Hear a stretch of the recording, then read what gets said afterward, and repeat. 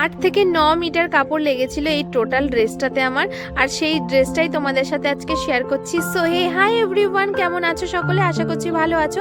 এখানে দেখো অপূর্ব সুন্দর একটা গাউন যেটা বানিয়েছিলাম আমি শিফন কাপড় দিয়ে। নিচের পোর্শনটা দেখো রানী কালার, আর ওপরের দিকে 3টে লেয়ার দিয়েছিলাম নিয়ন গ্রিন কালারের। আর এই জন্য কালারের কম্বিনেশনটা কেমন হয়েছে জানিও। আর এই ফ্রন্ট পোর্শনটা দেখো মোনালিসা কাটিং করেছিলাম। আর এই লুকটা একটু প্রমিনেন্ট করার জন্য ইয়েলো কালার একটা পাইপিং, আর এই লুকটা একটু যাতে এনহ্যান্স হয় তার জন্য কয়েকটা পার্ল পুঁতি দিয়ে আমি সাজিয়েছিলাম আর কি। আর দেখো ব্যাক পোর্শনটা ঠিক এইরকম করেছিলাম, আর সাইডে দুটো ফুল আর কি দড়ি দিয়েছিলাম যাতে লুক একটু ফিটিং যাতে করা যায় সেই জন্য। আর দেখো ফ্লেয়ারটা কত সুন্দর এসেছে।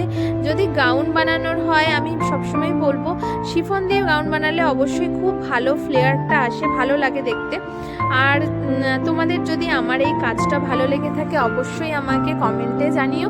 আর কার কার ড্রেসের এই কালার কম্বিনেশনটা ড্রেসটা ভালো লাগলো আমাকে অবশ্যই কমেন্ট করো। তোমাদের যদি এরকম কোনো ধরনের ড্রেস আমার কাছে বানাতে চাও আমার সাথে অবশ্যই কন্ট্যাক্ট করো। আর সবাই সুস্থ থেকো, ভালো থেকো। ড্রেসটা কেমন হয়েছে জানিও, আমাকে কেমন লাগছে জানিও।